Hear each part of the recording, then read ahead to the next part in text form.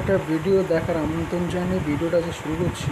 আজকে নতুন একটা রেসিপি নিয়ে আপনার কাছে চলে এসেছি। খাসির মাংস অর্থাৎ বিফ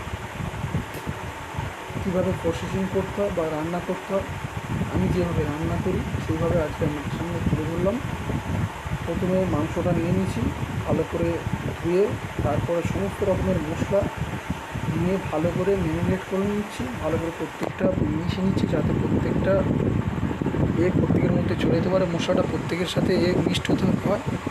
নিয়ে 20 মিনিট আমরা রেখে দেবো। রেখে দেওয়ার পরে এখন ফের ইন্ডাকশানে চেপে দিয়েছি, যতক্ষণ না ভাপ বেরোবে ততক্ষণ না। আর এখন হয়ে গেছে।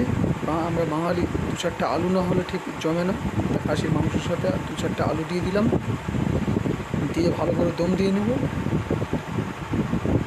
এখন দমে রেখে দেবো, আধ ঘন্টা প্রায় দমে রেখে দেবো, কারণ সিদ্ধর একটা ব্যাপার আছে। কিছুক্ষণ পরে একবার নেড়ে ছেড়ে দেখে নেব।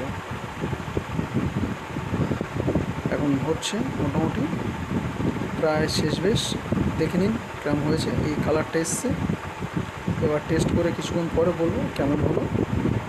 ফাইনালি লুকটাই চলে এসছে। এবারে আজকে আমাদের বাড়িতে মিস্ত্রি কাজ করছিল, মিস্ত্রি দেবো, মিস্ত্রি খেয়ে আপনাদের রিভিউ দেবে যে আজকে খাসির মাংসটা কেমন হলো। আর যারা চ্যানেলটা দেখছেন কিন্তু সাবস্ক্রাইবার করছেন না, তারা অবশ্যই আমার চ্যানেলটা সাবস্ক্রাইবার করবেন। পরবর্তী ভিডিও দেখার